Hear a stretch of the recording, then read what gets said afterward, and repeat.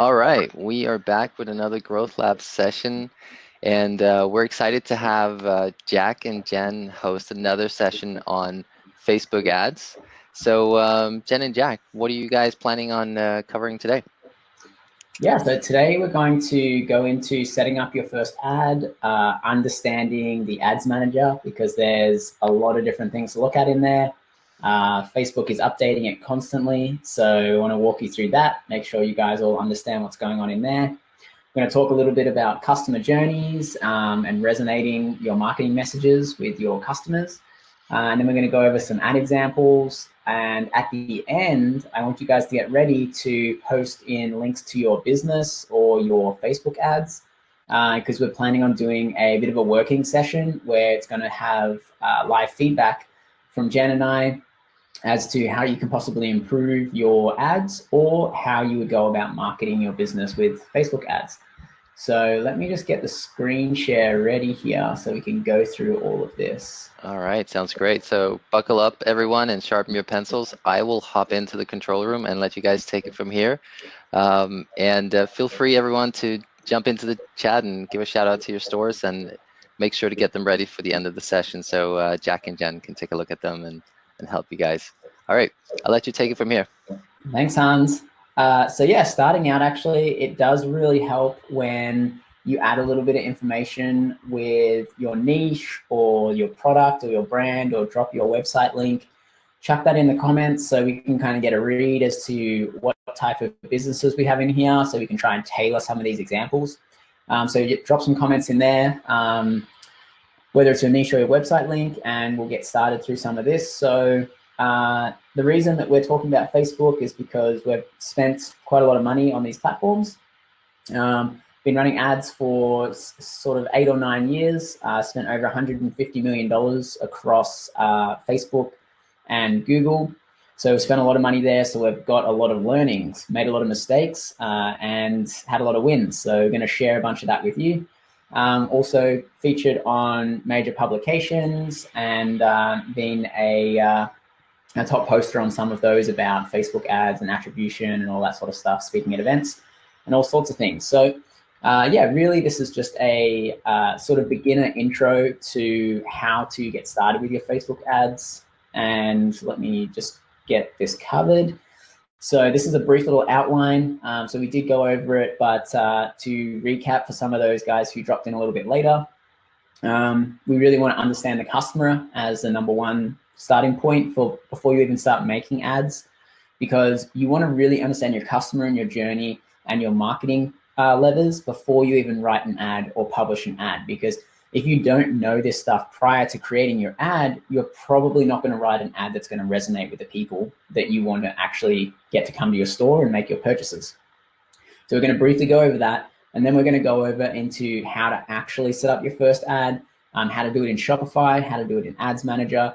We're also going to go into detail about how to organize your ads manager, because there's a lot of stuff in there that is really hard to understand. There's a lot of different options in there, so I'm going to help you navigate that so that you can save out some columns, and running ads is going to be much easier for you because you'll know what to look at and you'll know what sort of metrics you should be focusing on. And then we'll go into the live ad or website review. So make sure that you post those at the end. We'll maybe even circle back to some of these, and we can go through those as well. Yeah, and also, Jack, we just ran a poll right now, and it's asking everyone if they've run ads before on Facebook, and we have 75% that said yes and 25% that said no. So those of you who said no, if you guys are hearing any words that you don't understand, put it in the comments. I'm going to try my best to answer as much as I can. And if you have yes, feel free to ask questions on how we can get better or how you can improve. We're happy to answer that too. Okay, sounds good. Okay, so number one is understanding a few basic things about digital marketing. So you have these 3 levers that you can continually pull to increase your performance week over week, month over month. When I say performance, that is usually revenue, because most of you are e-commerce stores in here, I would say. So, you know, revenue and ROI is probably your number 1 metric. It's kind of like your North Star. So these 3 levers are the things that we constantly see with clients and brands that they should be slowly improving week after week. So the first one you want to focus on is really understanding let me get rid of that, is really understanding your offer, your ad copy, and your creative. So a lot of the time we like to write avatars, and we can maybe give you a sheet at the end that kind of outlines how we do avatars. But essentially what we do here is we really want to understand who the customer is, what sort of copy is going to grab their attention, what sort of copy is going to make them purchase, and what sort of copy is going to make them click. And then you're going to do the same process with your creative. Oh my goodness. Sorry, we're based in Los Angeles, and there's all sorts of craziness happening here right now. That's my 5 p.m. curfew. And the other thing is the offer. So a lot of stores will start with a super basic offer, such as go and check out my website or go and look at my product. A lot of it is about the brand themselves. And so you need to think, what sort of offer can I give potential traffic, which is someone who doesn't know about your website, they don't know about your brand. How are you going to attract that person to your website from Facebook or Instagram? Because people are glued to those screens because they want to keep scrolling through their feeds, checking out what their friends are up to. So you've got to really think about those 3 things, because these 3 things are how you're going to grab someone's attention. So think about it: the offer, the ad copy, and the creative. When you are building your avatars or you're planning out some copy to use, I highly suggest writing multiple versions, usually 3 to 5 versions, and then maybe choosing the top 1 or 2 or testing all of them. Now, the reason I say this is because a lot of the time when you think something is going to work, it's not actually what works. So that's why we really want to focus on having multiple options and really digging deep into thinking about who our customer is, how we can talk to them, and how we can attract them. Because our goal of that ad copy and creative is to get someone to click through to the website to then take that next action, whether that action is to add something to their cart, read a article on your product, download something, purchase something, whatever it may be. That ad is no good if you can't get someone to click on it and take that next step. Now, the second lever is the targeting and the traffic. So this is what you have a lot of control over when you run ads. So usually you can scale your brand with paid traffic or organic traffic. Now, organic traffic takes a long time. It's content marketing. It's using Google search engine results to rank your site, and you get traffic from that. So organically, people searching stuff in Google and finding your website. Now, paid traffic makes it a lot easier because you can say, hey, Facebook or Google, I want this exact traffic. And so you can target based off interest. You can use lookalikes. You can use remarketing. You have a lot of control over the targeting and the traffic. Now, what you want to consider is, how do I continually improve the targeting and my traffic that I'm bringing to my website? So I'm going to show you what metrics to look at within your business manager in a little bit when we go and do that live review. And the third step is the website experience. So when someone is gone through the process of clicking on your ad, you've got targeting right, and then they get to your website and the page doesn't load, or they get to your website and it's not related to the ad they saw. So you've really got to think about, when you're creating your ad, okay, does the landing page I'm sending people to make sense? If someone was to click on this ad, would they be expecting this on my landing page? Is my landing page fast enough? If your landing page is not so fast, Shopify usually does a pretty good job. But we do see a lot of clients, for example, they have just too many plugins or unnecessary plugins, or they're using kind of like Facebook chats, or they're pulling in feeds from Instagram and stuff. Think about how you can simplify the apps you've got in there to speed up your site. Using like image compression tools, making sure that your images aren't massive. Like, you don't want to upload like 5 megabyte images. So just think about that website experience, remembering that most of your traffic when you're running Facebook and Instagram ads is going to be from mobile. So it's going to load quickly, and it's probably going to be relatively small in comparison to the desktop, which you're probably looking at your ads on. Now, I like to show people this graph here because it helps paint the picture of hot and cold traffic. So you can think of cold traffic as someone who is completely unaware. They have no idea who you are. They don't know who your product is. They don't know what you sell. They don't know what problem you're solving, or they don't know that they even have a problem. Usually these people are cold traffic. And then it goes through all of the different stages, all the way up to the hot traffic. Now, the hot traffic is someone who's very aware. So they know who you are. They know what product you sell. They're probably price shopping or price comparison, or they're looking around at different competitors and alternatives to see which is the best option for them. So you want to think about this process and where are you creating your ad in this kind of timeline of that customer journey. Are you creating an ad at the cold traffic level, or are you creating an ad for the hot traffic level? So for the cold traffic, you want to be providing a lot of value. You don't want to be pushing like sales pitches. You want to be creating something that's interesting, shareable, and also going to add value to that person's viewing experience. If you just go straight in saying like, hey, buy my product to cold traffic, and they don't know what your product is, what it does, or who you are, chances are they're probably not going to purchase. So when you're running hot traffic ads, that's when you want to be really pushing your sales and pushing someone to purchase. The cold traffic, you want to be more informational. So you want to have longer form ad copy. You want to have more educational and demo videos. You want to show like what your product does and how it solves a problem. You want to even explain what the problem is and why your product is the best solution for that problem. So think about that when you're targeting your traffic. So usually hot traffic is remarketing and cold traffic is usually prospecting.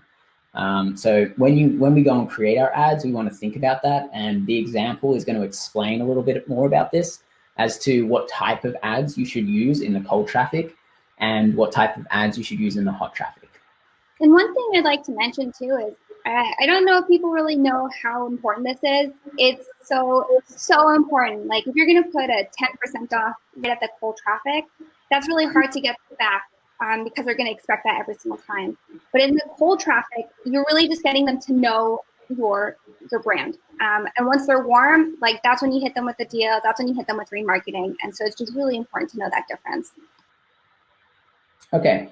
So a few tips in writing ad copy. So first off, we've kind of covered that point of understanding your customer and understanding the warmth of that traffic. Then you really want to call out the problem and how you're solving that with how you're solving the problem with your product as a solution.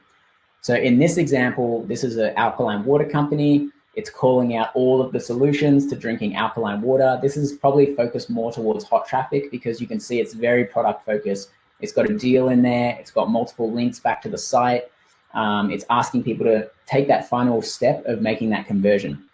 So this is definitely going to be a hot traffic ad. Now, a few other tips with getting good click-through rates on Facebook. So a good click-through rate on Facebook and Instagram is usually kind of 1% and above. If you're below 1%, you definitely have some room to improve.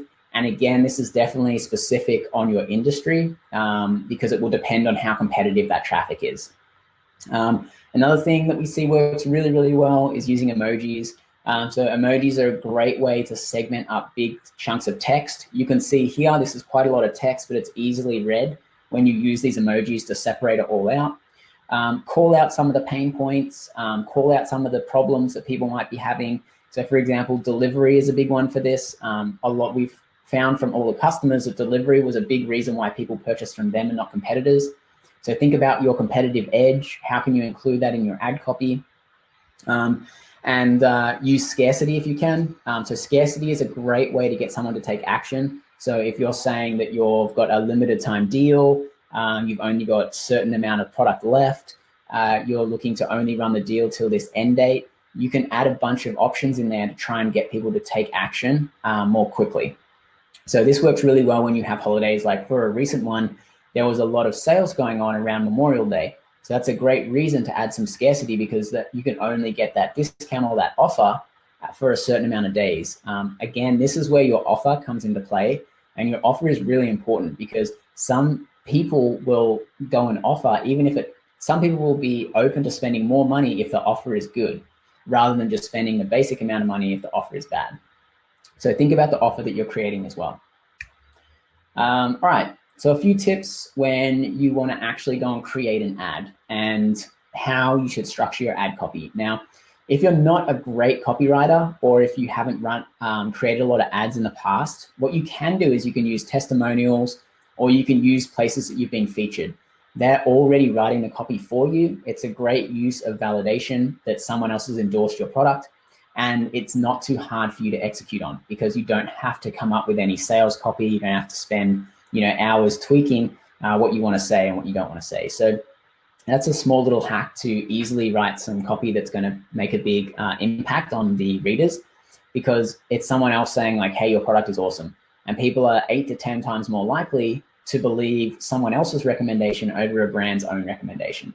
So this isn't as strong as someone obviously saying like, hey guys, this is great. You should try this product, but it is a great way because you can see Allure here, for example, has talked about their brand very positively.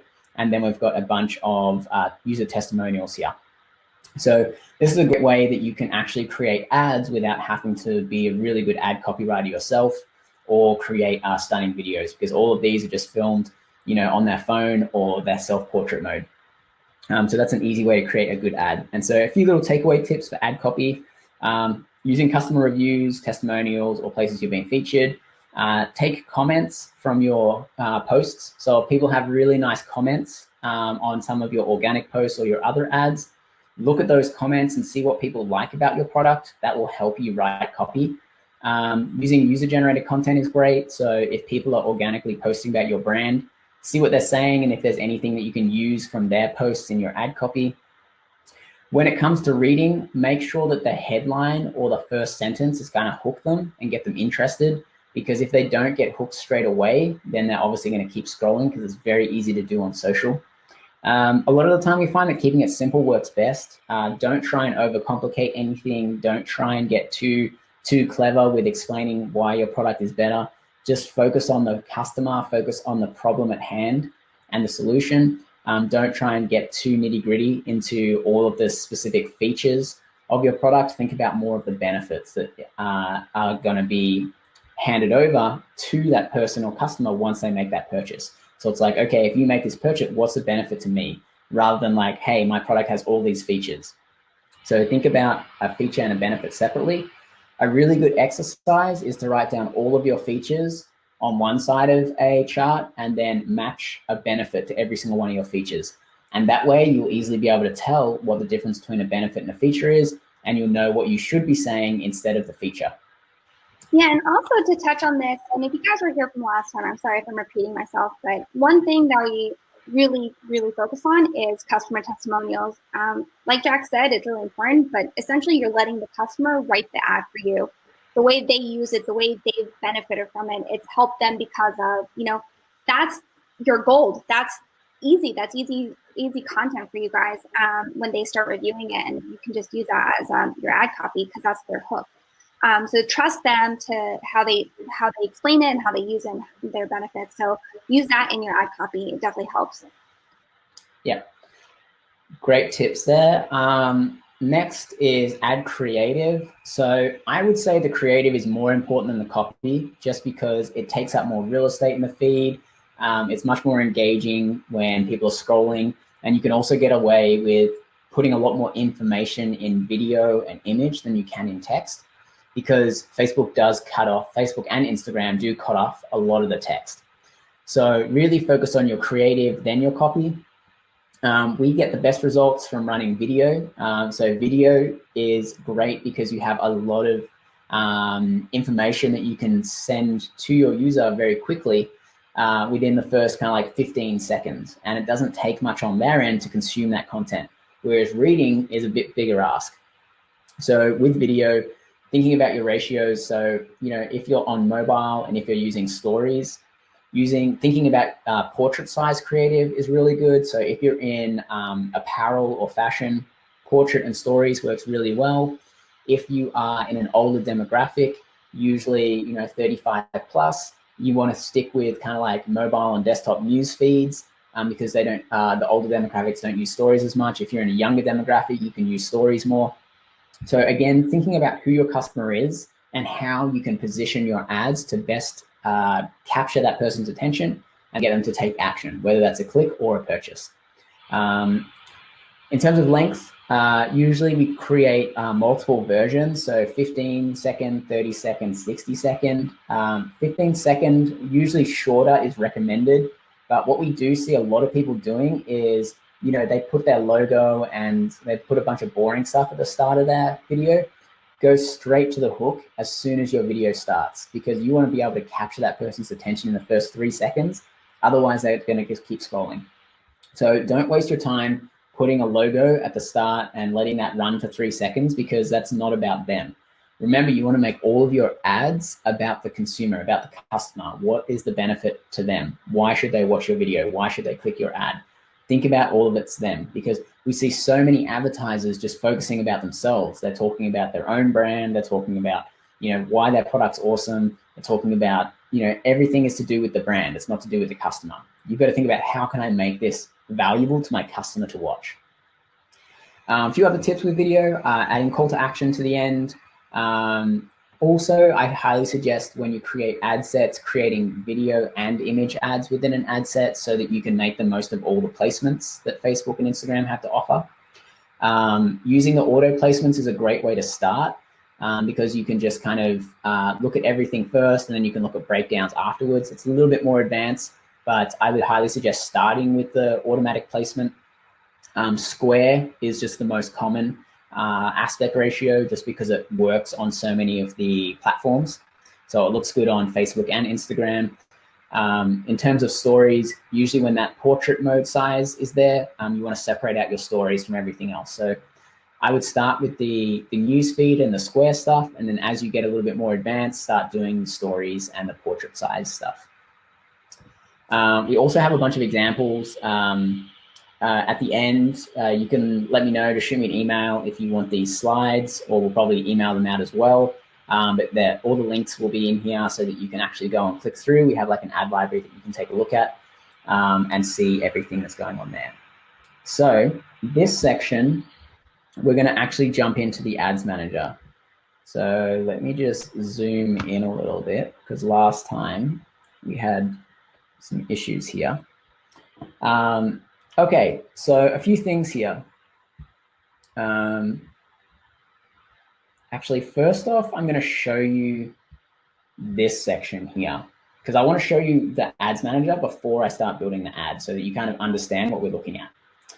So the ads manager is here. And what I want to do is I want to show you the difference between using the ads manager and using Shopify. So Shopify, once you log into your store, you're going to have your dashboard, and you're going to look at under marketing.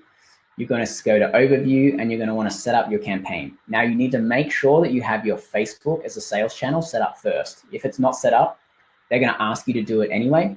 But all you really need to do, if you're just getting started and you don't want to deal with the ads manager because this looks extremely scary to you, what you can do is you can make this in Shopify, and you can easily create an ad super quickly. You can see here there's paid options or there's free options. The paid options are essentially just ads.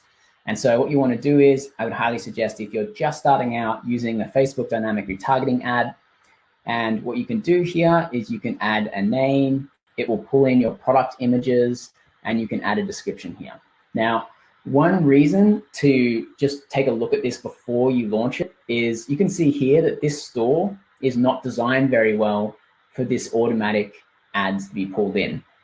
So for example, carousel ads, which is the default platform that, that Shopify does for these ad types, requires a square image. So before you go and launch something, please do not make this mistake of putting up a carousel ad that has the wrong image format sizing.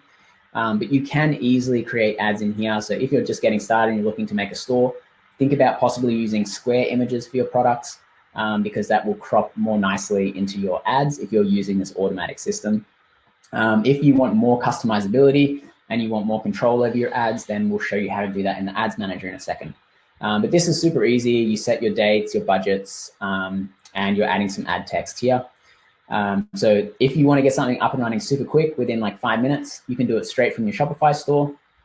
If you are looking to do something a little bit more advanced, this is where the ads manager comes in. Now, there's a few really important things that you need to note with ads manager. First off, it can be very confusing if you're just getting started. So I'm going to quickly walk you through all the different areas that you should be looking at. So up in the top left, you'll see your ads manager, and you'll actually see multiple there if you're part of multiple ads managers.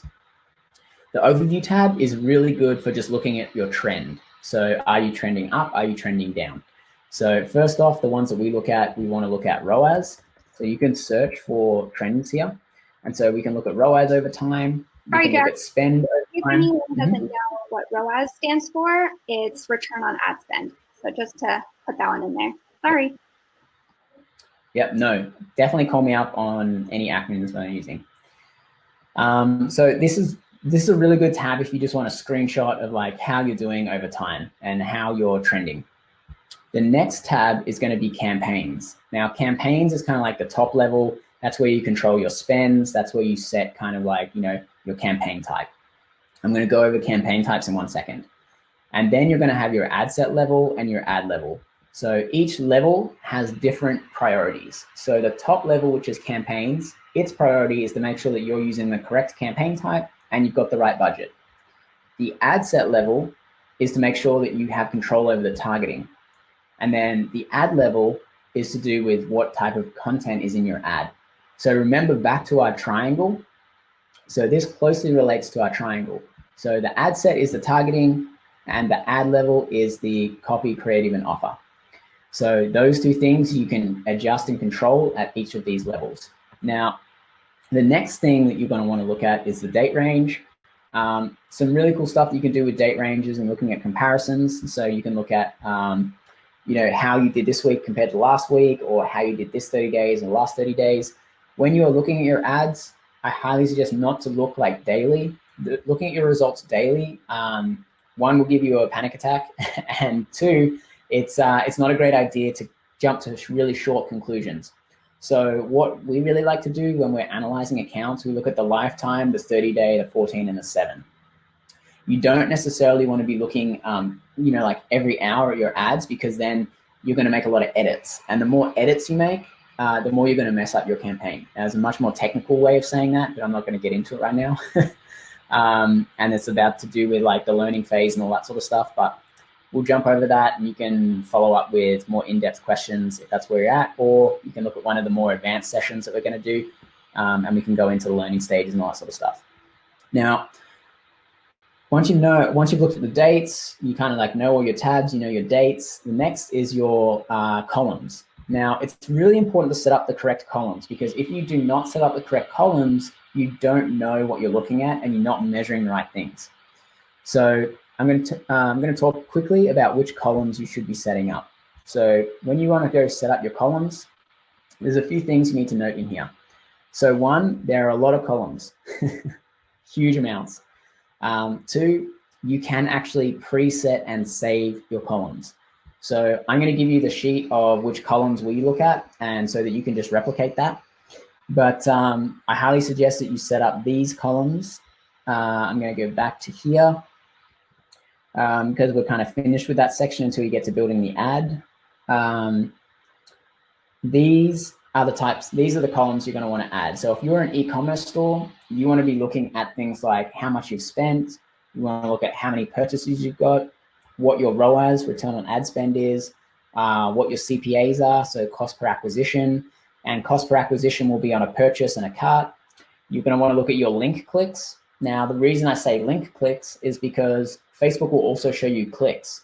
Now, a click includes someone liking, someone opening comments. Any click on your ad, Facebook is going to count that. What you really want to focus on is what is the click-through rate and how many clicks you're getting on link clicks, because that means they're actually going from Facebook or Instagram to your website. A few other things you can look at is landing page views. I really like to look at landing page views because you can tell how many people are dropping off between clicking on your ad and your page loading. So if you have a really big difference between your cost per link click and your landing page cost per view, if there's a really big difference, so say the cost per click is $1 and your cost per landing page view is like $2, half of the people that are clicking on your ad are leaving before your page loads. So that's an issue. So keep an eye out for stuff like that. The other things, these are not as important, but I definitely like looking at them as secondary indicators of performance. So looking at things like cost per 1,000 impressions, that is essentially meaning the cost of traffic. How competitive is your traffic? How expensive is it? So some brands, they'll have CPMs of, $5 to $6.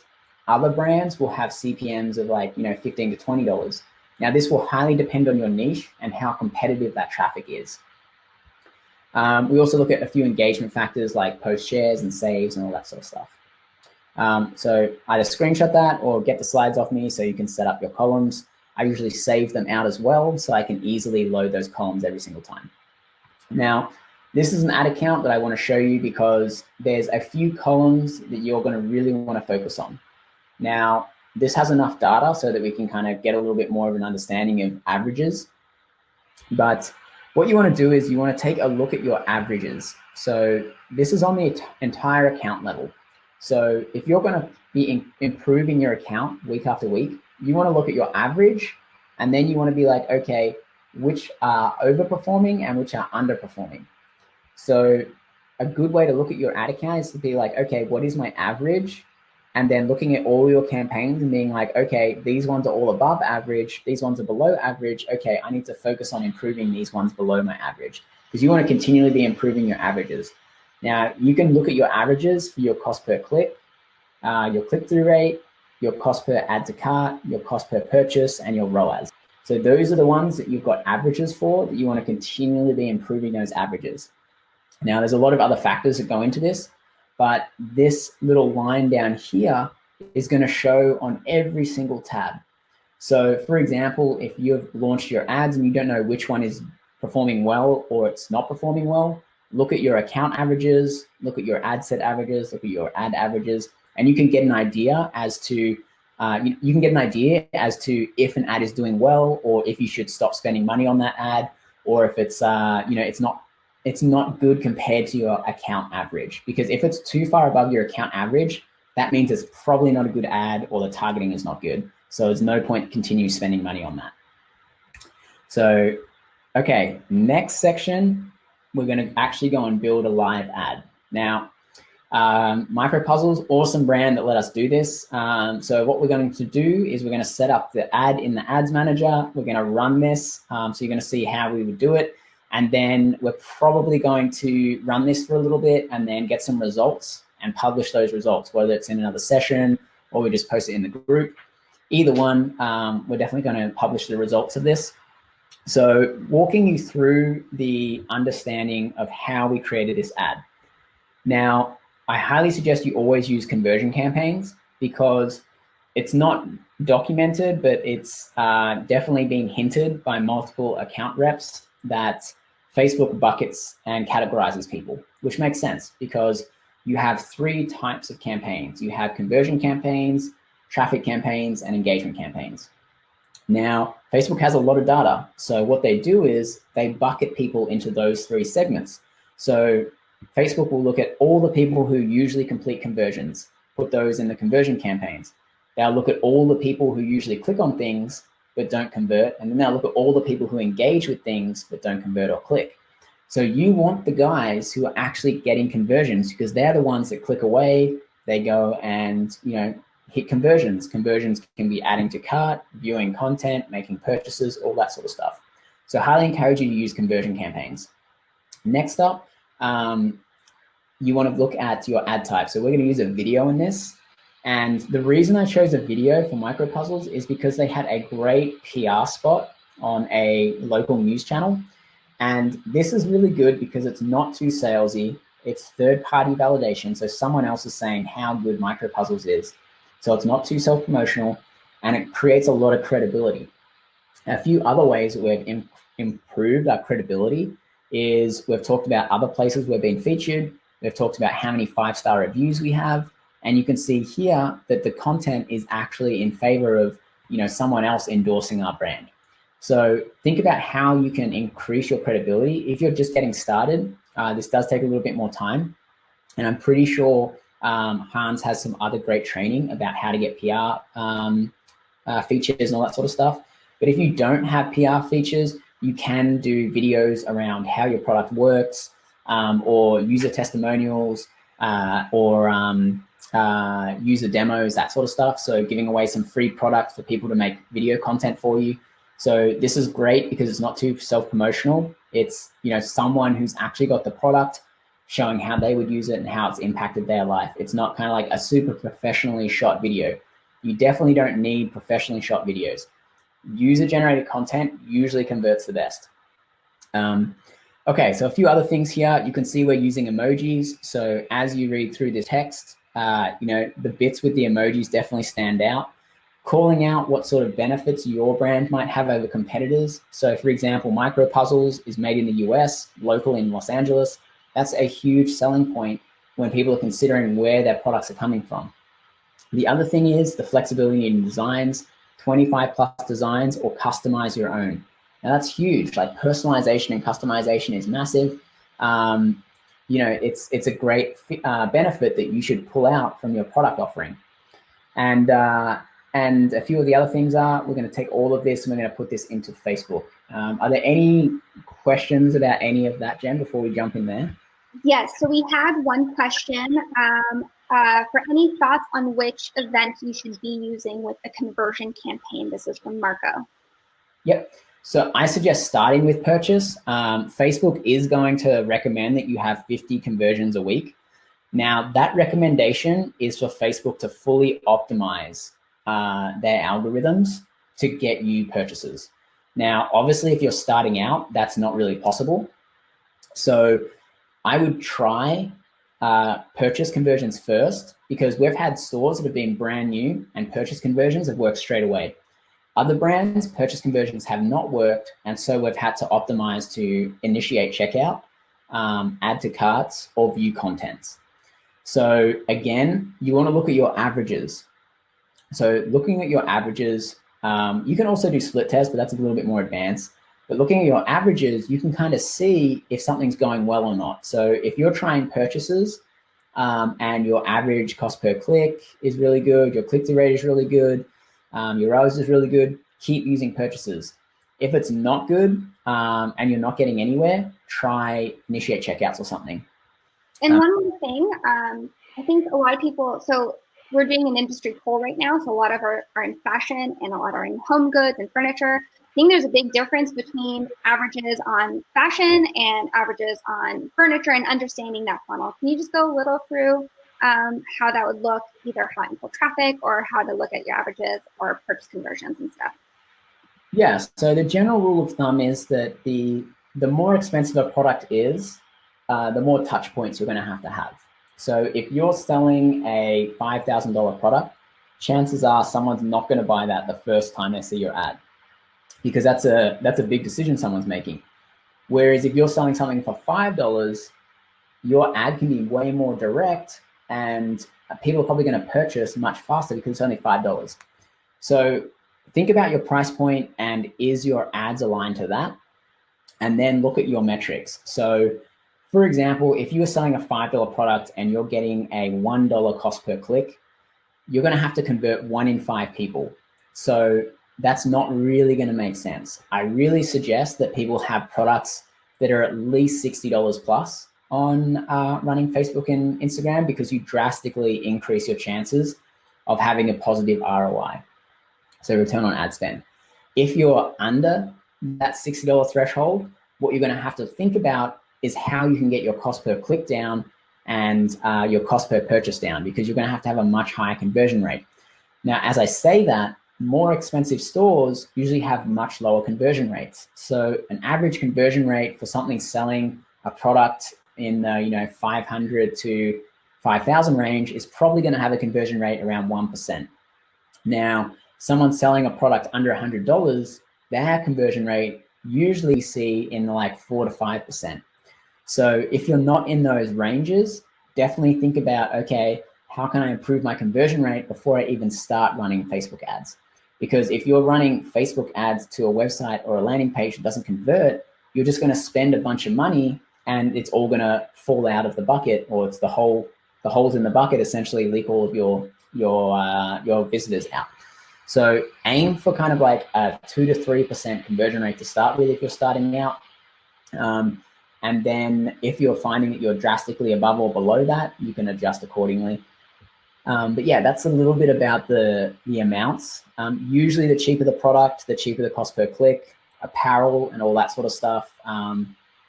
A lot of the apparel companies that we have rely on drops and keeping up on trends and fast moving designs and styles constantly switching out. So usually you have to be on topic and be building up scarcity. Like when you look at people like Supreme, they use scarcity really, really well. And that's what brings that such a massive demand. So use those new line drops to help bring that scarcity up. If you are in furniture or stuff that isn't as exciting, or it's not as impulse buy, maybe there's a few people that need to make a decision, usually you're going to see the cost of traffic a little bit more expensive. And also, this comes back to that starting point that we made about understanding your customer and aligning the ad messaging with the warmth of that traffic. So if you have a product that's a super easy buy, you probably don't even have cold traffic. People are just buying because it's only $5. You can jump a lot of that. But if you have a really expensive product, it's going to take longer for people to get through those stages of cold to hot. All right, so let's go and build an ad. So first up, we're going to look at the campaign settings here. So as you can see, we're using conversions. Most of Facebook now uses campaign optimized budget. So a lot of you might have read online or in blogs and that sort of stuff about CBO. So CBO stands for campaign budget optimization. And Facebook used to do all of their ad targeting on the ad set level, but now it is all on the campaign level. So that's what everybody means when they say CBO. Now just leave this to highest value or lowest cost. That's the easiest way. You start getting a lot more advanced when you start playing around with the different types of bidding options. And I would highly suggest just using the campaign optimization budget on. Now, if you are just getting started and you're spending $5 to $10 a day, put all of your ad sets and campaigns and everything under one. If you are spending a little bit more, you might want to start separating out your prospecting and remarketing. But again, that's a little bit more advanced. So start off at the moment just by putting everything under one campaign. Now, the reason I say this is because when you are trying to optimize your campaigns with the Facebook algorithm, they need more and more data, and they optimize based off the campaign level. So if you spread your $50 across 5 campaigns, you're not going to be collecting as much data as you would if you had one campaign that was spending $50 a day. So I would say if you're starting out, put everything under one campaign, and then as you get more advanced, start splitting out into multiple campaigns, because you want to get all of your data working for one campaign so that Facebook has the best chance of finding customers for you. If you segment it out, remember each campaign requires 50 conversions a week. All right, so on the ad set level, now this is where we tackle the targeting and traffic point on our triangle. Now, this is where you're going to set the event. So we're going to start off with purchase, but for example, you can see all the different events that you have available. Now, if you add your Facebook pixel to your Shopify store, super easy. You just grab your pixel and put it into the store settings of Shopify. It will place all of these events for you, so you won't have to do anything. Now, we talked about those secondary metrics. So secondary metrics are things like initiate checkout, add to cart. You can try add payment info, view content. I probably wouldn't ever use search, but I would start with purchase, see if that's working. If that's not working, try initiate checkout, and try cart, and try view content. That's the hierarchy we usually use. But always try and start with purchase, because if purchase works straight away, that's great. As you scroll down, you're going to have a few options for audience targeting. Now, what you want to take a look at is a few things here. You have custom audiences and you have detailed targeting. So custom audiences essentially means it's an audience that you've created. So when we go and build custom audiences, we usually choose what this audience is, whether it's a remarketing audience or lookalike audience, whether it's based off what conversion events and all that sort of stuff. I can go in and show you a little bit about how to build one of these if you want. Just let me know in the comments and we can show you how to build audiences. But once you create all those audiences, they'll populate the sizing here. And you can also make different audiences. So ideally what we do with a lot of our clients is we separate out prospecting and remarketing. So from all of the remarketing campaigns, you only have remarketing. For all the prospecting campaigns, you exclude all the remarketing. So in this one, for example, we might want to do prospecting only. So we would want to exclude all purchases and all website visitors. Sorry, Jack. One question while you're in the audiences stuff. How much Like, how big do you want an audience to be? Can you recommend audience sizes with these prospecting and remarketing ones? Yeah, so remarketing is obviously going to be as big as your remarketing audience. So if you're doing remarketing 0 to 30 days, it's going to be however big, however much traffic you have. The minimum is 100 for Facebook to make an audience. So usually you're going to have, upwards of 100. If you have like thousands of people visiting your store a day, you'd want to break down your audiences into smaller segments. But a lot of you, if you're starting out, I would start in 30-day increments. That's fine. Or even just putting everything into one if you're just getting started, like 180 days, that's the maximum you can do.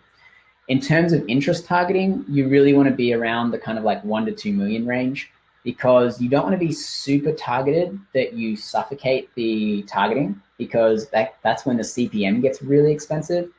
And then you don't want to be too lenient that the people in your audience are not targeted enough. So for example, in this, we're going to target Los Angeles. We might target Los Angeles because what we did was we did an ad that's based around KTLA. So that's a LA news station. We might look at, let's start off with 18 to 65 because this audience is probably going to be a little bit small.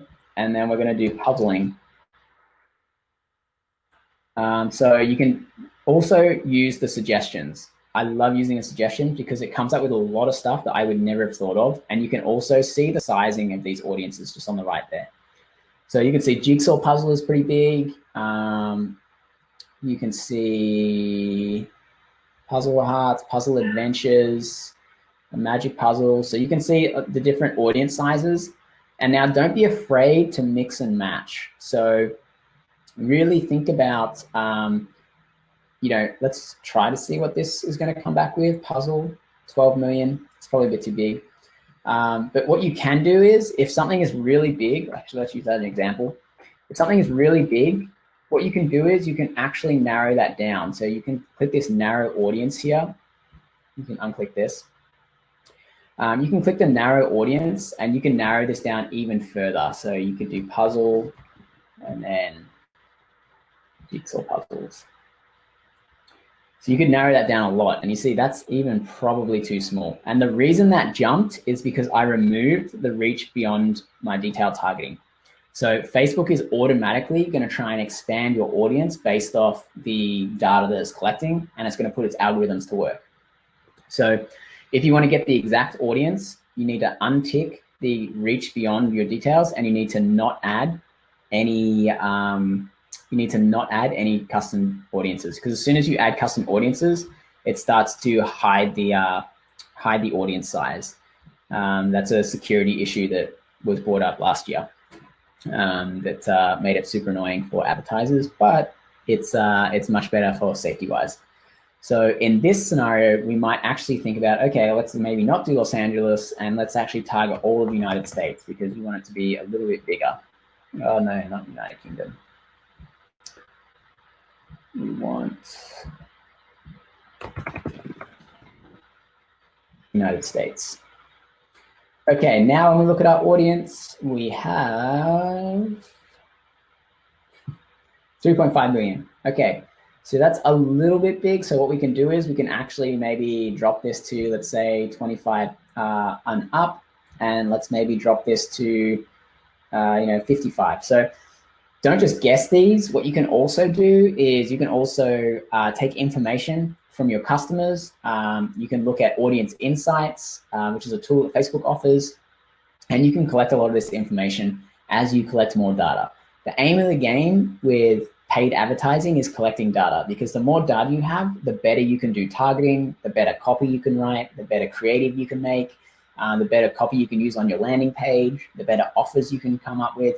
So that's why I really wanted to go over the understanding the customer first, because that is your starting point. If you don't understand your customer, don't try and go and create ads or anything just yet. Try and really understand the customer first, because that's going to make all of this ad stuff that you do much, much easier. Okay. And one more thing, Jack, sorry. We're getting a couple questions on lookalikes, what the ideal audience potential reach number is, and how to create how to create an audience and page followers. Yep. That's 3 different questions, but just putting that out there so I don't interrupt anymore. Yeah, sure. Let's jump into the audiences creation straight after this. I'm just going to finish this bottom section, and then we'll go into audiences. I'll show you how to create lookalike audiences, how to create page likes and all that sort of stuff. Now, a few things here is you can actually break down where you have something displaying. So if you are using a square image, stories does not always look great. So I would highly suggest removing stories. Square works quite well in most of these placements. If you are using stories, you want to untick everything else and leave stories showing. Now, the other thing is the conversion window. Now, this is a question we get a lot as to what we should choose for our conversion window. Now, essentially, this feature decides how strict you want to be with your optimization on Facebook's end. So are you expecting someone to convert within 1 day? I would always use the, usually I use the view and the click. So we'll either use 1 day click or view or 7 day click and 1 day view. So for cheaper products, use the faster attribution windows, because you want to say to Facebook, hey, if they haven't converted after 1 day, I don't want to keep trying. They're not going to buy it. If you have something that's more expensive, you're like, no, this actually takes a few touch points. You want to actually be selecting the larger attribution windows or conversion windows. So I would suggest if you're selling something like over $100, put in the 7 day click, 1 day view. If you're selling something under $100, choose the 1 day click or view. That's a big question we usually get. Now let's jump into the settings to create a campaign before we go to the ad level.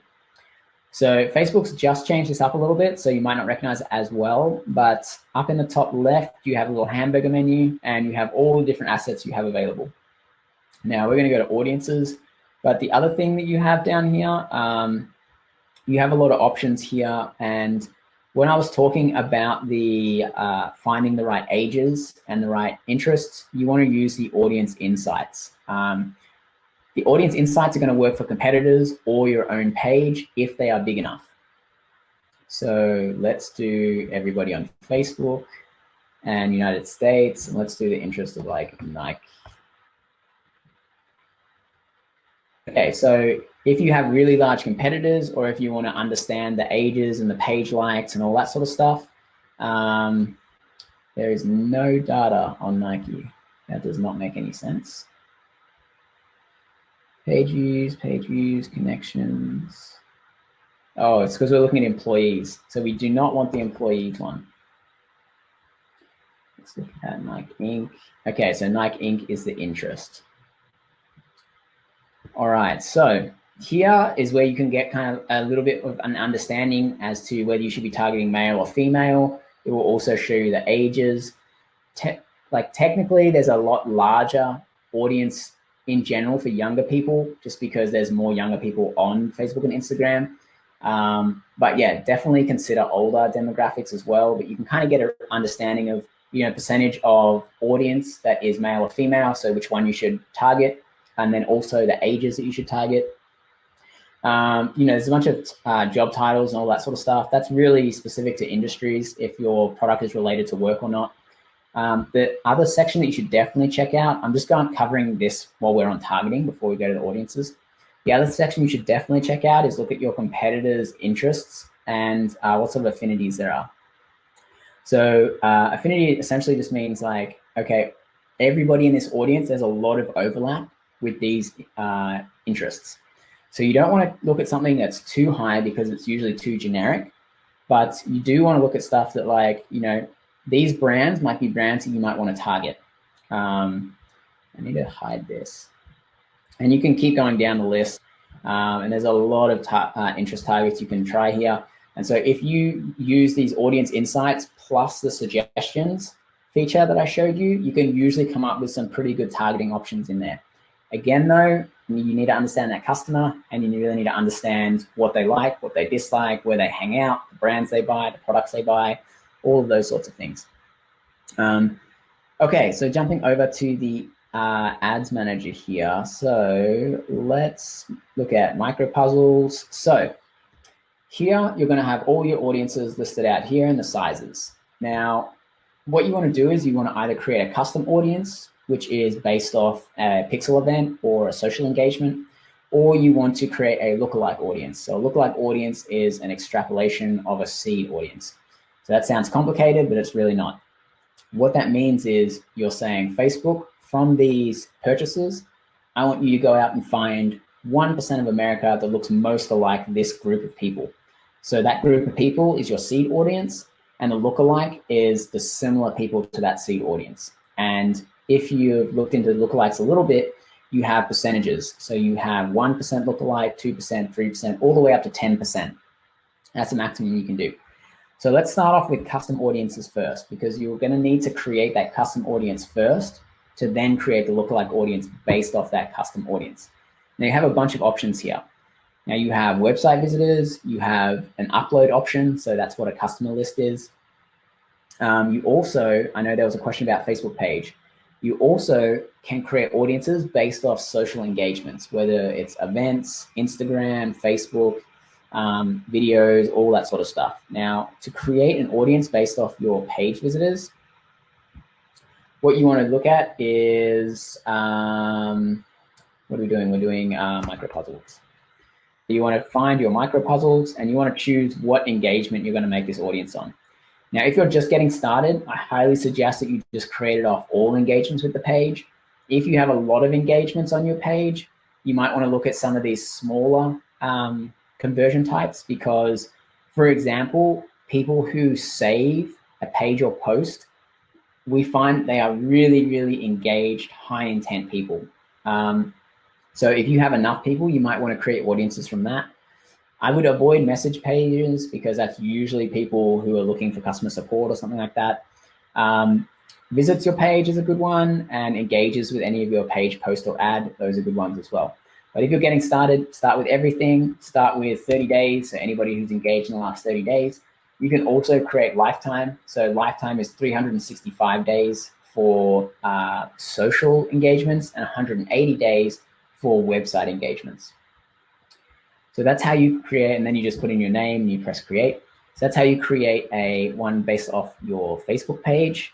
Now, there's a lot of different stuff that you can do based off your website. So once you place your Facebook pixel on your website, you have a huge amount of things that you can do, because all the people visiting that website, you're collecting information on them, and you're saying, okay, I know who that, Facebook is saying, okay, I know who that person is now. We can create audiences targeting those people. Now, you can keep it really basic and go all website visitors for 30 days, or you can start getting a lot more targeted in the types of actions that people are taking on your website. So for example, if you want to make an audience just of people who purchased, you can choose that purchase event. So you could say, okay, everybody who purchased in the last 30 days. And my naming convention, I usually put an initial for the account that it is, and then what we want to call what the actual audience is, and then in brackets I put the days. So here you can see this is micro puzzles purchased within the last 30 days. And so that's usually the naming convention that we use, and I'll show you how to create that lookalike.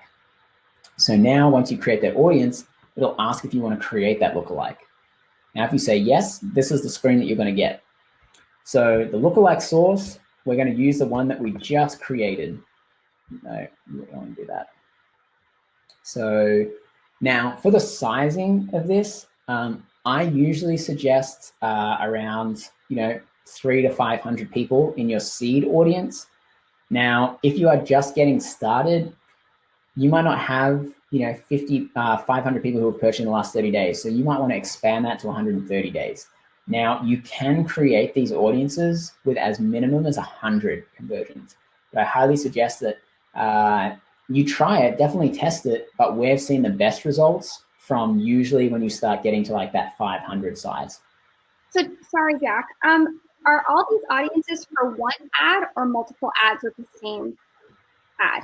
So yep, great question. So you can use these audiences in any ad set. So this can be for any ad campaign that you run in the future. You just need to create the audience once, and you can reuse that audience in any of your campaigns.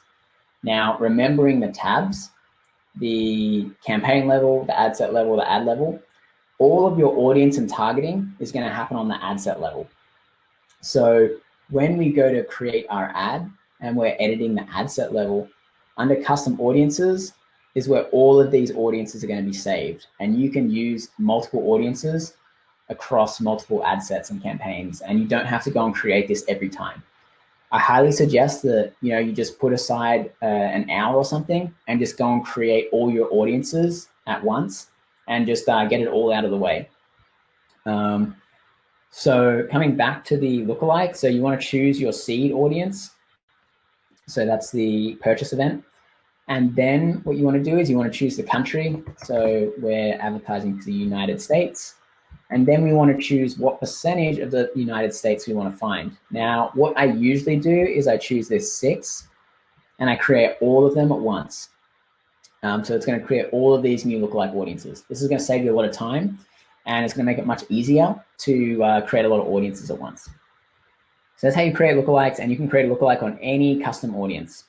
So I would suggest that once you have like above 1,000, that's when you want to start creating the audiences. Ideally 500, but you're going to have to know that yourself because they don't publish this unless it's over 1,000. Like if you know from Shopify that you have 300 customers and you go and create your purchase conversion event, then try out the purchases anyway. If you've got no purchases, definitely don't use lookalikes yet.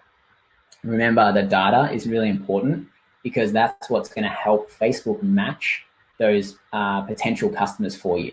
If you don't give Facebook good data or enough data, they don't know who to target. So you end up just having very untargeted ads. And remember, from that triangle, we have the copy, offer, and creative, and then targeting and traffic as that second point. So we want to make sure that we have good targeting. So if you're just getting started, start with interest targeting, research your customer, research your competitors. Once you start collecting a little bit of data, start using lookalikes and all that sort of stuff. Okay, so let's get out of this and let's get back to our ad. So in this one, we're going to target puzzles, jigsaw puzzles, 2 million people. We're not going to include the stories, and we're going to keep it pretty lenient with the 7-day. Actually, this is a cheaper product, so we'll do the 1-day click, 1-day view. And then we'll go to the next stage. And so here is where we actually create the ad. So this is the copy and creative section. So you can kind of see how you're breaking up this campaign ad account, or sorry, the Facebook ad account, into these sections. And each section has a different, I suppose, reason for editing. That was terribly explained, I'm sorry. Do you want to repeat that again, just so people can understand that in English? So each tab has a specific purpose. And so at each level, you want to make sure that you're looking at all of the settings that you're controlling. Now, remember when we created that ad in Shopify, if you want something super basic, you can use Shopify and get something up really quickly.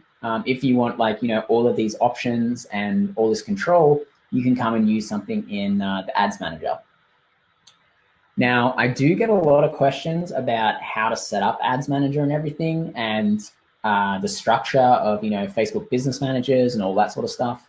So I'm just going to quickly go over that so that you guys, if you haven't created your Ads Manager yet, you'll understand how to set it up. But essentially, a business manager is the umbrella. So you, as a business owner, want to own the business manager.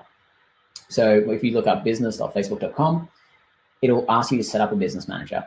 Now, under your business manager, you're going to have all of your assets. Now, an asset is a Facebook page, Instagram account, ad account, Facebook pixel, all this sort of stuff. And so under that business manager that you own, you're going to want to own all of these assets. And then you can control those assets and give access to different people and all that sort of stuff. So just keep that in mind when you're creating your ads manager. Think about the business manager as the umbrella, and think about all the ad accounts and pages as the assets under the umbrella. I just wanted to cover that quickly because I do know we get a lot of questions from people getting started about that. So Okay, on the ad level is where we want to, adjust all of our copy and creative. And this is one of those points on our triangle. So here we're just going with a simple image and video. You can get a lot more granular here about, the types of ad displays that you want. So you can look at all of the different ad types here and see what they look like. But yeah, essentially, let's just keep it really basic to start with, and then you can start exploring the different ad types like carousels and collections later on. And then you can also explore dynamic later on as well. So dynamic essentially means that you're adding in multiple images, multiple copy options, and Facebook is finding the best combination for you. But let's start off just by doing something basic. And so what we want to do here is we are choosing single and image. And then from here, I just uploaded this prior because it takes a long time to upload. And then as you scroll down, you're going to get to the primary text section, the headline and description. So the primary text is the stuff above the creative. So this is where we had, personalized and custom puzzles. And then we had more copy about credibility and that sort of stuff. Now, as I mentioned before, Facebook and Instagram cut off a lot of the copy. So you really need to make sure you grab someone's attention in that first sentence or two. Hey, sorry, Jack, can you just slow down a little? People are having slightly, you're just speaking a little fast. Okay, sorry. Yeah, I know we've only got about 20 minutes left, and I definitely want to get in the reviews. Okay, so this is the primary text, and you want to put that in. How we came up with this primary text we went over earlier, and then you want to put in your heading, which is this section in here, and then you want to put in your description. Now, your description will only show if your heading is short enough. So let's do this, actually. Okay. All right, so for example, if we just had fun puzzles, which is a short enough headline, it'll show the description. If your title goes over 2 lines, it's not going to show your description on mobile feed. Now, it's a good idea just to quickly take a look at all the different ad types and look to see what your ad would look like in all these different placements. So if you want to take a look, or if you're interested in seeing what it's going to look like on Instagram or Facebook or the audience network, you can take a look in here. So there's a bunch of options there. Now, the next step, you're going to want to put your website URL. Now, I highly suggest that you link directly to the product page because the more steps or more clicks it takes, the higher the chance of someone leaving. So if you are advertising a specific product, you should try and link to that product page. If you have a lot of products, try and link to like category pages or pages that have like a few options. And if you're really just getting started and people have no idea what you do, what your product is or anything like that, link to your homepage because your homepage will give them a little bit of information about the product, about the brand, that sort of thing. So it can compensate if you don't quite get the message across in your ad as to what your product is, what your brand is, and all that sort of stuff. So the safe bet is the homepage. As you get more advanced, you might want to start testing category and product pages. Now, the call to action, which is this button here, you can choose from a few options here. Now, thinking about the traffic type, so whether it's hot or cold, you might want to choose something like this. So for example, on this one, we're going pretty much for the direct sale. So we're probably going to use the shop now or the learn more. Learn more is not as aggressive and it just sounds like people are learning more about the product or the company. Shop now, you're obviously asking them to shop. Now, also learn more is also really good when you have a higher priced product because people trying to buy, furniture for $2,000, it's a lot harder to be like shop now, buy a couch, but learn more about the company. It's a lot more helpful. So understanding where they are and what you're selling at that moment is really important for differentiating between shop now and learn more. Mm-hmm. Go with learn more if you're not sure. It's always a safe bet. And then down the bottom, you're going to have tracking parameters. We're not going to go into that right now because that is much more advanced. So now what you need to look at is this toggle here. So you can see that these are blue when they are active. Now, if there is one of these toggled off on the ad set level or the ad set or the ad level, it means it's not going to run. So at the moment, we have the ad set off. Now, this is really good, useful because you can control which ad sets and which ads are playing. So as you run your ads and as you collect your data and you start doing optimizations, you're going to want to turn specific ads or ad sets off that are not performing so that you can shift your budget over to the ads that are performing well. So that's why you want to control all of your on and off options on the ad set, and the campaign level.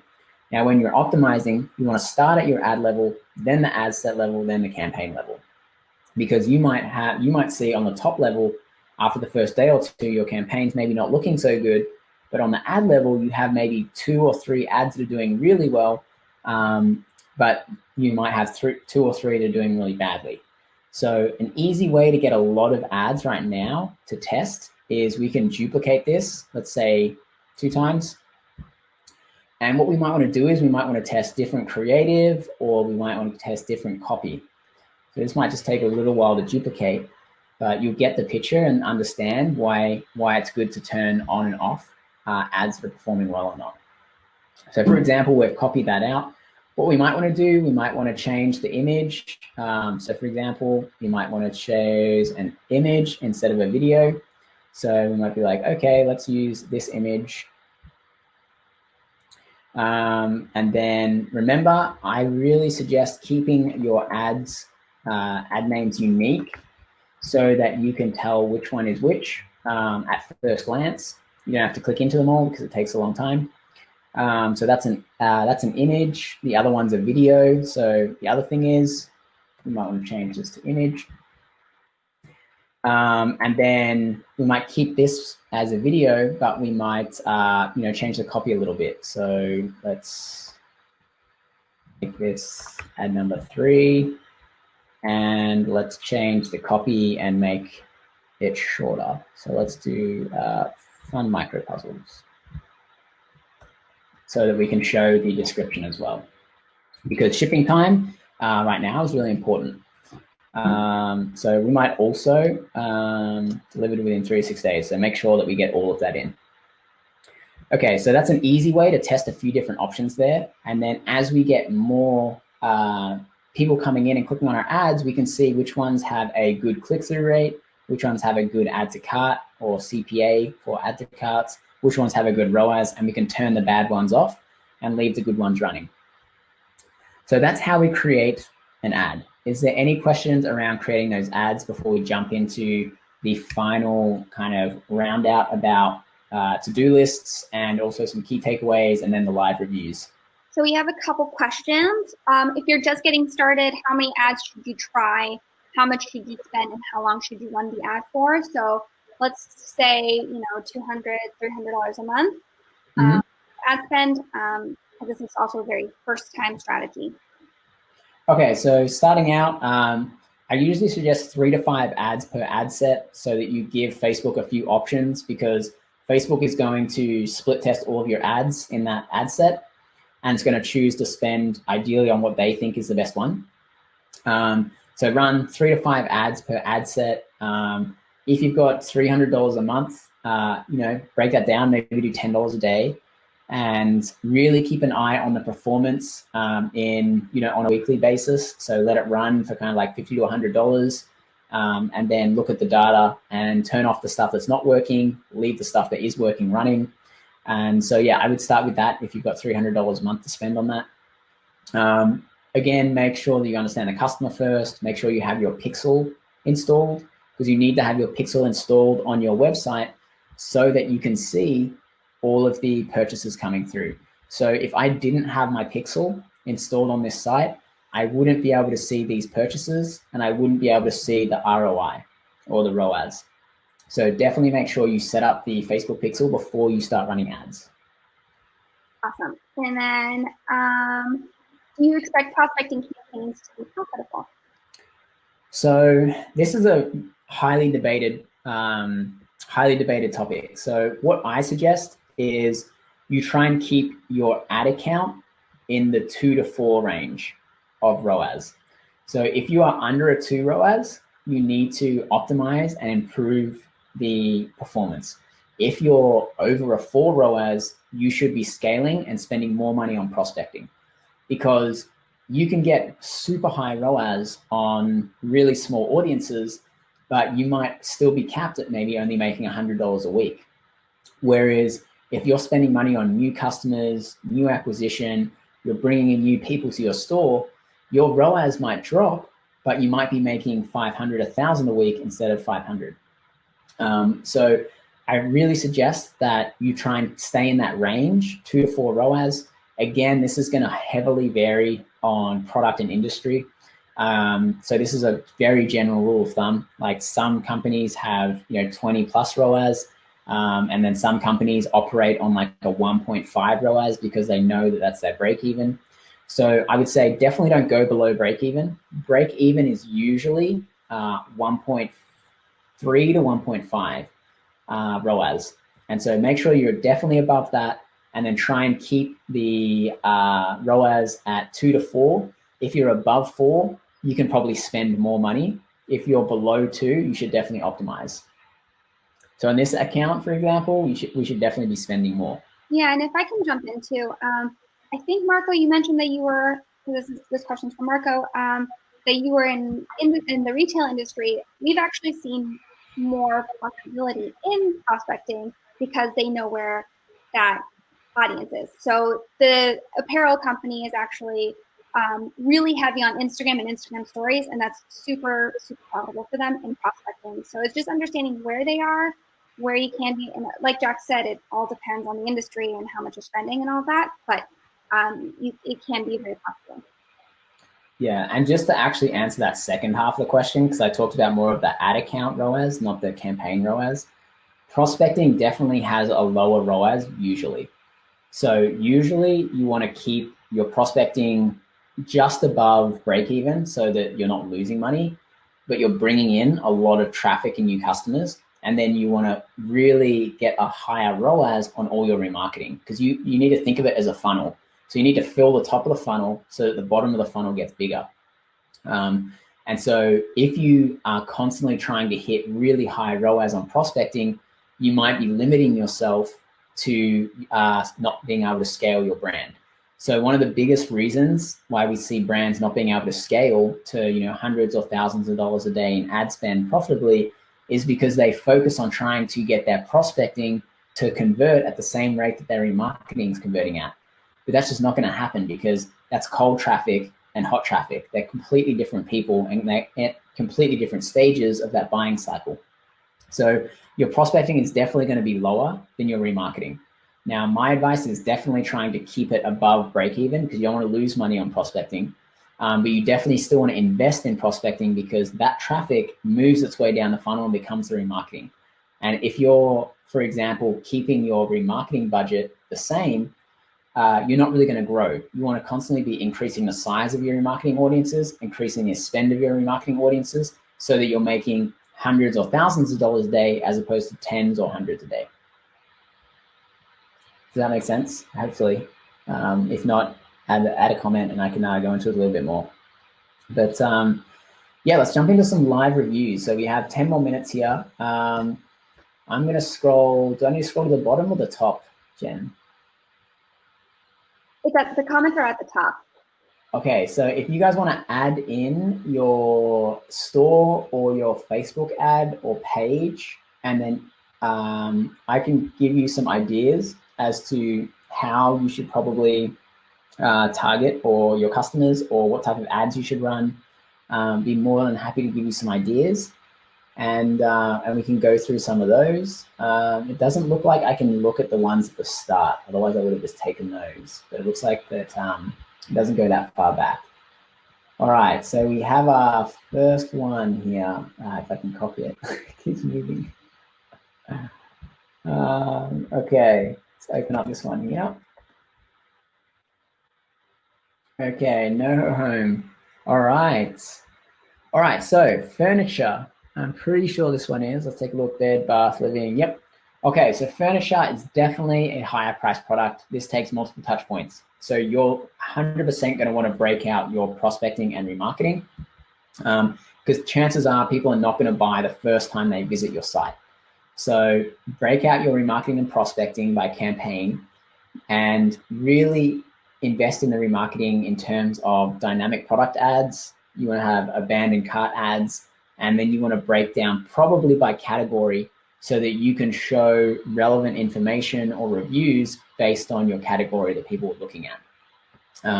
So, you know, maybe even breaking it down into your top 3 if you don't have a lot of capabilities with your ads. Break it down into the top 3. And so set up your remarketing stuff first before you start your prospecting. And then when you start your prospecting, really focus on your styles, understanding who your customer is. So if you sway towards a younger demographic and people updating their homes or apartments that are younger, or if you lean towards older people decorating their homes, and then think about what ads are going to resonate with them. What brands do you want to be associated with? So that's how I would go about doing this one. Also, just to jump in, I'm not sure, I think it might be helpful to show them how you can find competitor ads on a Facebook page. It's usually really helpful for me to see what people are doing. Yep. Let's go to Facebook on this one. So we're going to take a look at your ads if you've got any running. So Facebook recently updated it. So if yours looks a little bit different, it's because yours hasn't been updated yet, but I'm sure it's coming. But everywhere, every page will have the same section. So they're going to have this page transparency here. And what you can do is you can take a look at all of these, and you can tell if they're running any ads. So this page is currently running ads. So what you can do is you can look at that page's ad library, and you can take a look at all the ads they're running. So you can see this one here. So for example, these are some of the ads that are being run. So straight away here, I would definitely be breaking up your copy, take some notes from that copy slide. So using the emojis to break that up. It looks like you're running this on Facebook and Instagram. Instagram definitely doesn't format as well as Facebook does. So you might think about breaking those two up in your ad manager and separating out like paragraphs on Facebook and that sort of thing, and keeping your copy shorter on Instagram, or definitely adding in a lot more emojis or that sort of thing to break up this text, because that's currently what it looks like on Facebook. It would also look a little bit different on Instagram just because you know, there's not as much text. But yeah, this looks good. No Ho Home by Jaylene. I would possibly make the call to action. Shop Now is good, but I would make your titles much more grabbing. What's going to make someone click through? What's going to make someone interested? So this, for example, could be like, you know, latest trends in mid-modern century, or it could be see the product that was featured on XYZ. The reason why everybody's upgrading their bedrooms, or how to start decorating your remote office better. Like you can put in information and tips in the ad copy and then do the call to action down here. So think about how you can benefit the user more than your brand, because you want to grab someone's attention and get them to click and then go and explore your products and start talking about yourself. So your ad, you need to really focus on the customer. All right, hopefully that was helpful. Let's move on to the next one. We've got. Can you do oomph cooking? What? Oomph cooking. Oh, kitchen app is a good one too. And then I'm just working up the list. Not display. Please contact server. Okay, let me go to the next one. Maybe that copy and paste was wrong. Malibu. Okay, this one here, for example, you know, I would highly suggest thinking about the first impression. So when someone loads this page up, there's not a lot up here that I know what's going on. So if it is candles or that sort of thing, I would make it much more prominent with the picture. I would paint the picture of, you know, where this is. You know, is it a home product? Is it an office product? Set the product in the place that your customers are actually using it. Make it more obvious. I think it's probably candles. Definitely make it more obvious, because you could be selling this as well. I'm not sure what that is, but really your first impression is you're above the fold. So think about above the fold, and does someone understand what your product is and what problem you're solving straight away? So I would add a secondary line under here that actually explains what problem your product is solving. So you might be Malibu apothecary, I think that's pronounced. And then under that, you might say what your product is and what you do. So for example, it might be aromatherapy for XYZ, or it might be, improve the scent to do XYZ and release XYZ endorphins. So add a secondary line that's going to be a little bit more descriptive about what you do and the problem that you're solving. You do have this stuff up here, which is good, but your eyes go straight to this section here. All right, and as you scroll down, and the other thing is, the reason I say this, I'm not trying to be too harsh as to being like, this is bad. I'm not saying it's bad at all, but what you do need to remember is most people will not scroll down. So if you use some sort of heat map tracking software, there's a ton in the Shopify store, you'll see that you've lost 60% of people by the time you get to here. So most people aren't even seeing this stuff.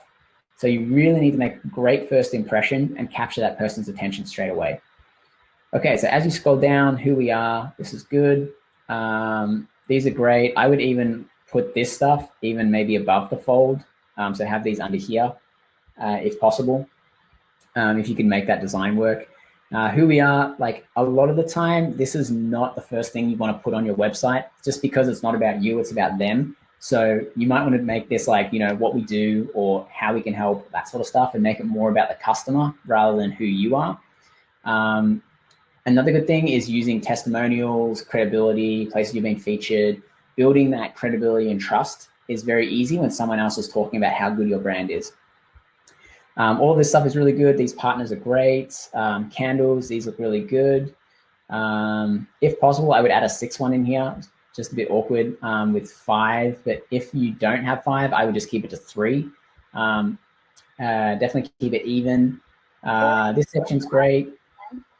Or you can make a little bundle option so they can fill it up. Yep, this is a perfect example of using bundles. So you might want to think about, okay, what are my two or three best-selling products? Make a bundle and start selling that bundle for $120. Now, that's going to be a much better use of your traffic if you've got one person spending $120 instead of one person spending $50. So definitely try bundles to try and increase your average order value, because that backs out much better for your ROI, because you've got less people, but you're generating more money. So just see if people are interested in buying those bundles. The other thing is you can make the bundles limited time. You can make them, slightly discounted because they're buying in bulk. You can make it a little bit more on topic for any, current occasion. So if you've got like Mother's Day or Memorial Day or something like that, you can make bundles based around holidays. So there's different ways that you can use bundles. All right, let me go to the next one. I think we've got time for maybe 1 or 2 more.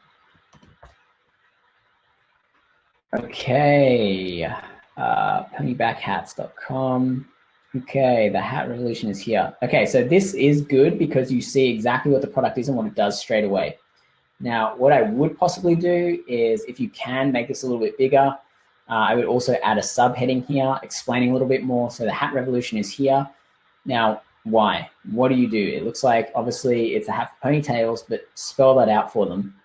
Is it the first of its kind? Is it patent pending? Have you been featured by someone as being innovative? Have you won any awards or anything for the innovation? So think about how you can add a little extra in there with a subtitle. But that looks really good. Okay, any ordinary ponytail. Okay, this is great. Okay, shop pony back. Fantastic. Here we are. Great. Yeah, so this is actually pretty good. The only thing I would be worried about here is the average order value. So definitely you want to probably be trying bundling and also testing different price points. If $49 is selling, great. If $49 is not selling, you might want to have like, a hat plus something and make a bundle, or you might want to sell like 2 hats, 1 light and dark or something like that, and make that the feature product. Because yeah, I would definitely want to keep an eye on what the average order value is and trying to continually push that up so that you can get above that $60 average order value. because that makes it a lot easier to run ads. The other thing is, this is great here. What else would I add to this page? Testimonials.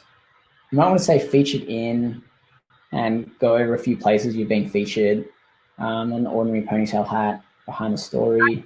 Just there's the shop pony back and then the stars right underneath. They're not aligned. So that's just me being a creative where my brain is kind of going right there. Oh, that thing, yeah.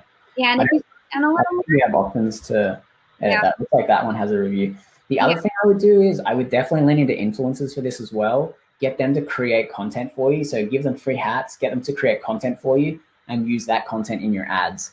Not only in your ads, but you can also use it on your product pages. Like this sort of stuff here, you can definitely use in your ads. Looks like you're running a giveaway, which is a great idea.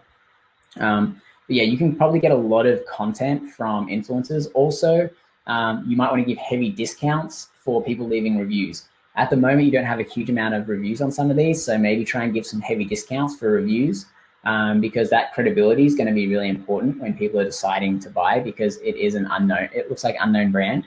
And in apparel, branding definitely matters. So yeah, definitely try and get some reviews up there and you leverage influencers to create content for you. Okay, we'll do one more. Hopefully this is helpful. Let me know if this is helpful for you guys. Yeah, does anyone have any other questions specifically? Happy to answer. Okay. All right, this is good. Great product for right now. Home workouts. Okay, so first up, definitely have some sort of overlay for buy now, purchase, add to cart, something like that. This is a huge amount of real estate where there's no option to buy straight away. If someone knows they want bands, make it super easy and fast for them to go and get to the product page and check out. As we scroll down, even if you're using a GIF, so as you saw in that last video, that last website, using that GIF gives you so much more information than a still image. So if you can, creating short GIFs, so you might want to show a range of exercises in this top section. So people who are working on their legs might be interested in this, but maybe people who want arm workouts, this wouldn't appeal to them. So maybe having like a collage of different GIFs on how you can use the product. That way you get across what the product is and what it does straight away at the top of the page, and you have a buy now. That's just an option. Okay, find your strengths. I would add call to action to buy under that as well. Okay, launch promos, fantastic. This is great. Okay, so also slideshows are good because you can show multiple pieces of information in the same real estate. Sorry, Jack, I would actually, if you scrolled up, I would actually change the launch product into bestsellers at the top. Right there, it says launch promos. Yep. Just so it kind of calls it like, okay, bestsellers, people are coming back, like it's obviously doing really well, versus launch promos, sounds like it's brand new, which it could be, but bestseller sounds a lot better. Yeah, bestsellers or popular products or new hot products. So if you're in apparel, everybody's always looking for new. So, latest drop, new products, new designs, all that sort of stuff. This is good. Okay, so here you want to kind of be calling out all the different types of people that use your product here. So you might be calling out home gyms, rehab, stretching, yoga. Like in the bottom of these corners, you can add like who this customer is. And so people can resonate straight away with that. So they can be like, okay, yeah, for people who do yoga, for people who do home workouts, that sort of stuff. Even targeting people who have remote work, that's really important, or spend time at home, and you can target by ages as well. So if you're using a female, image, you can target women under the age of 35 who work from home or stuff like that. And the other thing is, I would move this much further up. So like here, for example, you want to be selling your best-selling product. So whatever has the highest average order value and the highest conversion rate, that's the one you want to feature in your banner. And then straight under that, you kind of want to go into your categories, and then you might want to go into your trending products or hot products or bestsellers. And like this, for example, it doesn't have a huge amount of conversion value. So I would put this further down the page. This is good, Super Loops. I don't really know what Super Loops is. So I'm not sure if you want to probably phrase that to someone who doesn't know what your products are, again, adding subheadings is a great way to do this. Super loops, the band you need for XYZ training. So adding in some context about what the product is and how you can call out the customer is always good. Super loop, amber, purple, okay. Yeah, I would definitely move the categories up further because you might have people who are definitely looking for mini loops or super loops, and they want to know that there's options further up the page, because again, by the bottom of your page, you've got like maybe 10% of your visitors left. Around the world, yeah, this isn't conversion focused, so keep this stuff down the bottom. Perfect. In the footer, I would have options to, instead of just linking to your sitemap, definitely link to your category pages, your product pages, your cart, your terms and conditions, and all that sort of stuff. If you start running ads on Google and that sort of thing, you're going to have terms and conditions pages. So definitely put those down the bottom as well. So just put all the links, because if someone does get to the bottom of the page, they're going to want to go somewhere. You do have the menu here, which is good though. About us, facts, shop now. Yeah, the other thing is adding FAQs is really important, because FAQs, when someone's trying to make a purchase, is gold mine for one, getting feedback. So build your FAQs based off actual questions your customers have in the comments, when you're emailing them, when you're getting responses, when you're getting reviews. Make sure that you've got accurate FAQs that are actually relevant, and then you can include those FAQs to help you write better copy, to help you design better pages, and to help make your messaging more aligned with what your customers actually want to know and what questions they have. That's actually, sorry, Jack. We had a question about running ManyChat or bot ads at one point. So FAQs are actually a really good way to use it in a bot ad, which is just, the Facebook chat on the site, so people can learn more. It's really pushing the prospecting into a purchase, like people who are like, I've heard of you, I'm not sure, like I need to know more information. That's a really good way to make those ads, but it's a little more advanced. The FAQ helps in both ads to write copy, to understand your customer, and in case you wanted to write bot ads. Yeah.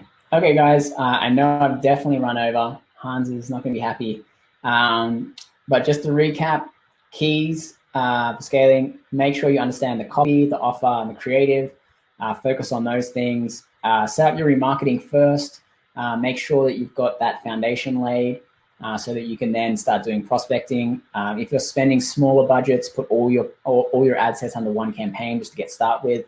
Small, I mean, less than $100 a month probably. And then data. So always be looking at your account averages, test different images, test different creative. Make sure that your ads are grabbing attention and getting people to your website.